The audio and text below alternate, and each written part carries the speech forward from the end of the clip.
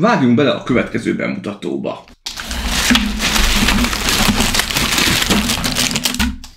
Szép kis csomag. Nézzük meg, hogy mit is tartalmazott a Blockbrick World-től kapott doboz. Zoli vagyok, és ez itt az Összeraklak. Tartsatok velem!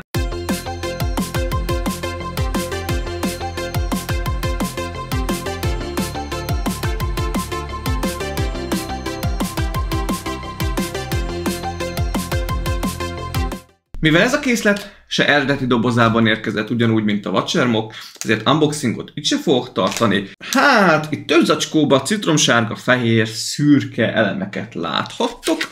Van itt 2 baseplate-ünk, egy elég masszív szürke, valamint egy vágódeszka-szerű, kissé átlátszatlan elemünk is van, amiről le lehet majd húzni, úgy látom, itt ezt a részét. Úgyhogy védőfólia is van rajta. Ezek itt érmék, kék, sárga, piros érmék, ugyanis a készlet, amit kaptam most, ugyanúgy egy arcade játékgép, mint a Flipper volt, amit nem olyan rég összeraktam a csatornán, azt imádtam egyszerűen, és úgy döntött a Blockbrick World, hogy akkor elküld nekem még egy ilyen masinát, ami most egy Coin Pusher nevű gép. Őszinte leszek, ezt én nem nagyon tudom, hogy mire való, vagy hogy működött. Ennek majd kicsit utána kell nekem is járnom, de hogyha jól tudom, akkor fentről estek lefele az érmék, és alul meg gyűjteni kellett, de közben akadályok voltak.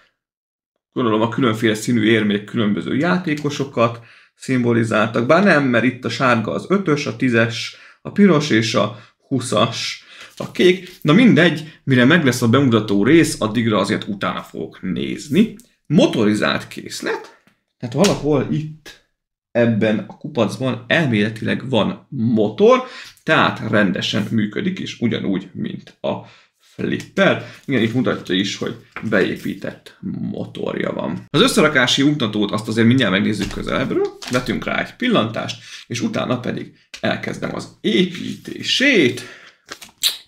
Hát, sejtettem én, hogy lesz benne matricaív, de annyira nem vészes. A Flippernél ennél több matrica volt, és egész jó minőségűnek tűnik, hála az égnek. Na de nézzük meg az útmutatót egy kicsit közelebbről. Az útmutató elején láthatjuk közelebbről a Coin Pusher játékunkat, 14 pluszos készlet, JD044-es a termékkódja, 2093 darabból áll majd, tehát egy egész nagy készlet, és hogyha jól tudom, ugyanaz a Small Angle cég készítette, aki az 1.8-as méretarányú BMW-t is, amit összeraktam már itt a csatornán korábban. Az útmutató hátulján láthatunk különféle részleteket, ugye itt van az elkészült produktum, kinyitható a hátulja, ezek ilyen blokkoló elemek, jobbra-balra lengenek, a motor irányítja, vezérli őket, ugyanúgy a felhő is balra-jobbra mozog, motorirányítású. Itt van egy ilyen push plate, azt ki lehet szépen engedni, valamint visszahúzni, szintén a motor irányítja. Ezeknek a kis pléteknek, ha jól látom, manuálisan is lehet a jobbra-balra lengését irányítani, és elvileg összesen 54 darab érme jár hozzá, és itt van ez a kis vörös-fekete motorunk. Még lapozzunk bele. Hát sejtettem, hogy nem lesz benne sok extra. Rögtön az első oldalon elkezdjük az egyes zacskóval az építést, és a motorral is, és ugye van hozzá egy power unit, és az útmutató összesen 78 oldalas, itt már a kész modell van.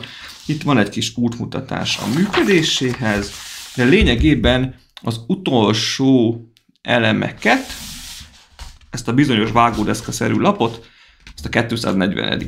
lépésben helyezzük fel. Egy icipicit belelapozok nektek, hogy lássátok.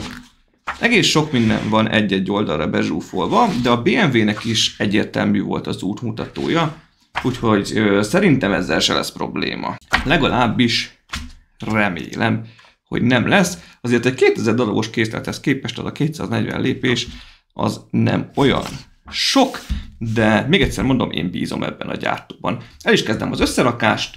Ha jól látom, még 5 zacskó is van, tehát ahogy szoktam, körülbelül zacskónként fogom majd megnézni, hogy addig is hogyan is állt össze a készlet. Úgyhogy nem menjetek sehová. Az egyes zacskó végére elkészült a CoinPushernek az alapja, lényegében, ezen fog majd nyugodni az egész játékgép.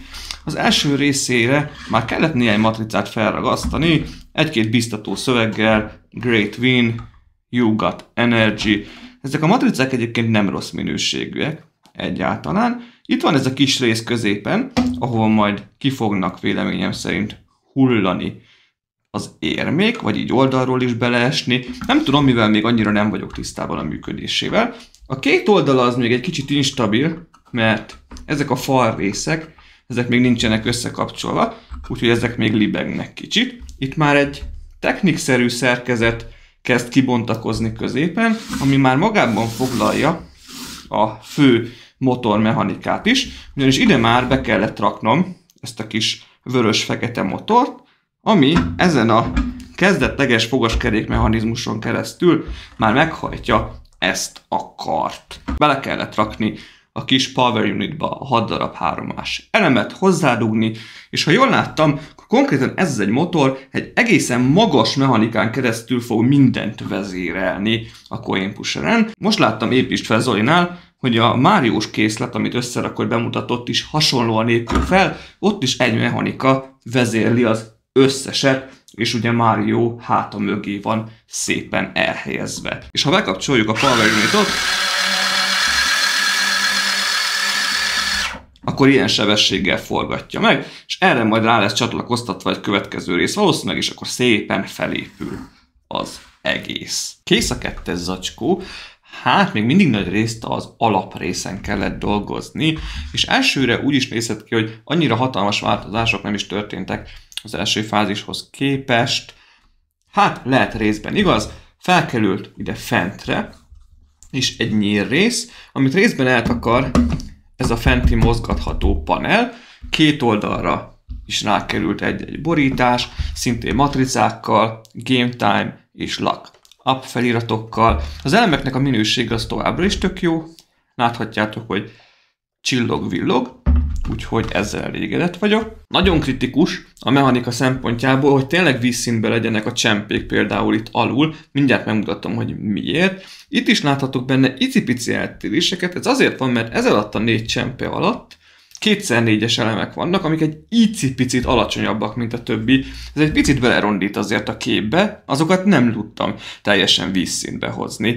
De eddig azok nem befolyásolták a mechanikát, remélem, hogy ezután se fogják. Most már egész stabilak a falak így, mindkét oldalon mindenhol csatlakoztatva vannak, úgyhogy már is megmutatom, hogy mi az a mechanika, amiről beszélek. Ugyanis rá kellett ide a karra csatlakoztatni ezt a szürkés lapot, egy egész masszív lapot, és akkor, ha bekapcsolom, akkor ez szépen előre-hátra mozgatja, valószínűleg az érméket ez fogja előre söpörni. Így. És ezért is fontos, hogy egyenes legyen alatta, mert hogyha valamelyik csempe egy picit magasabban van, akkor akad, és egész könnyen megakad, először úgy jártam. De tök jó, eddig szuperül működik. Kész a harmadik fázis, itt azért már lesz egy-két megjegyzésem a készlethez. Sajnos egy kicsit bosszankodtam is. Szépen épül a hátsó falrész, ezt korábban még nem láthattátok. Szerintem egyébként jól néz ki, masszív, két oldalt van két felmatricázott rész, azok nem printelt elemek, különféle kis ütközőket kellett elhelyezni, amiken az érmék szépen lepattoghatnak, valamint ott el kellett helyezni egy felhőpárost, aminek oldalra kell majd két oldalra mozognia, csak hát ezzel van egy icike-picike probléma, mindjárt kitérek rá a hátulján. Mindkét oldala így néz ki a készletnek, ide is nagyon matricák kerültek, de ezeket is sikerült azért nagyjából úgy felragasztani, hogy egyenesen legyenek. A matrica ragasztó tudásom az nem a legjobb. A másik oldala tök ugyanilyen. És akkor most jön a picike fekete leves, ugyanis itt van szépen ez a technik mechanikánk, ami vezérel mindent. Itt van egy elem, ami még lóg, ezt egyelőre így kell hagyni, ez majd a tetején is egy mozgó elemért fele. Na de, ugye itt van benne egy fogaskerékrendszer, ami vezérli a tálcát, ami söpri előre az érméket. Eddig oké. Itt is van benne egy fogaskerék, itt is bújik egy, és hát bosszantó, ugyanis, várjatok, idehozom, van egy ilyen fogaskerék, nem véletlenül nincs benne, szerintem ennek a fogaskeréknek van egy kis gyártási hibája, ugyanis ezt ide kellett behelyezni, ezen rész alá, oda bentre, és az mozgatná azt a mechanikát, ami a felhős részt jobbra-balra irányítja, az itt van bent hátul. Viszont elcsatlakozna hozzá ez a fogaskerék páros itt, ami meg majd ezt mozgatja. Tehát most egyenlőre úgy néz ki, hogy a felhő rész meg ez a rész maximum manuálisan mozgatható, majd nem a motor által. Megpróbálok szerezni egy másik ilyen fogaskereket, és akkor majd hát ha működésre tudom bírni. Remélem, hogy sikerül, mert jó lenne, hogyha nem lenne hibás. Úgyhogy bosszantó összességében, mert a mechanika egyébként működik, azzal nincs probléma, és mozgatná, de ha azt a fogaskereket ide berakom, akkor megakad, és szétpattintja ezt az egész részt. Szétszettem annyira, hogy csak az legyen ott, és akkor se forgatja tovább. Úgyhogy sajnálom, majd valahogy megpróbálom megoldani, hogy ezt mozgassa, amíg nem érkezik meg a pótdarab, és remélem, hogy tényleg annak a problémája. Mert maga a tálcás rész, az továbbra is működik, hogyha bekapcsolom.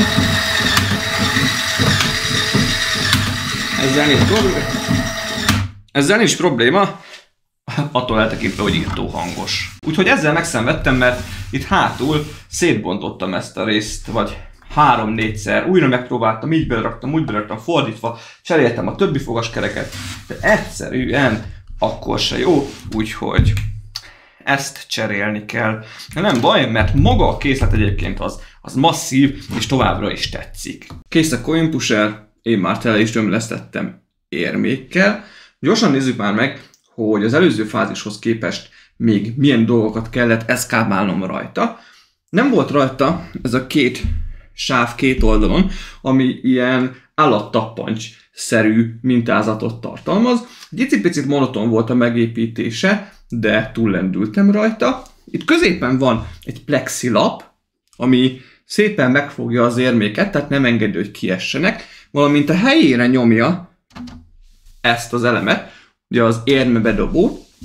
Úgyhogy ha forgatom ezt a részt, tengelyt, akkor most már az érmebedobó az szépen mozog oldalra, és akkor lehet randomizálni még jobban, hogy hova essenek az érmék. És ami még pluszba felkerült, a tetejére ez a 4 kis dísz, hát ezeknek se a legizgalmasabb volt a megépítése, mert tök ugyanúgy kellett megépíteni, viszont az elejére színes elemekből a coin, tehát az érme feliratot ki kellett rakni, úgyhogy ez még nekem nagyon tetszik. Valamint a kézletnek a hátuljára kellett ezt a kinyitható részt felhelyezni. Igazából itt van ez a kis fogantyú, és ezt meghúzva szépen kinyílik, ez csak ennyi, le lehet venni. Az alján van 2 olyan rész, ami szépen bele tud ide pattanni lentre, ami megtartja, és utána, ha így oldalról eltalálnám, és utána csak fel kell hajtani, és a felső részen pedig rápattan, és már is be van zárva. Visszafordítom, és a működését nézzük már meg. Veszek ki 1-2 érmét, bár nem tudom, hogy miért csuktam vissza a hátulját, ugyanis be is akarom kapcsolni nektek, ha már elkészült. Nem bánom, hogy le lehet venni, legalább nem lifeg jobbra-balra. Tehát ha elindítom a motort, akkor mi fog működni? Korábban már elmondtam. Na, szóval működni fog a tálca, ami nyomja előre az érméket, és lehet ezt ugye manuálisan állítani. Tudom ezt a 2 kis billenős kart szintén manuálisan forgatni. Egyedül, ami nem mozog rendesen, az ez a rész itt, ez a felhős rész. Ezt én tudom így kézzel húzgálni jobbra-balra, ugye a fogaskerék miatt, ami hibás volt. Ezen kell esetleg még fixálnom majd, hogy működjön rendesen. Meg néha álligatni kell azért a tálcán, mert előfordul, hogy fellazul egy-egy csemperem, és akkor hajlamos akadni. Egy icipicit nézzük már meg akkor működés közben. Figyelem, hangos lesz, ezzel nem tudok mit csinálni, csak találjam meg a lyukat. Látjátok is, most is egy icipicit akadozik. Ilyenkor érdemes megnyomkodni alatta, vagy itt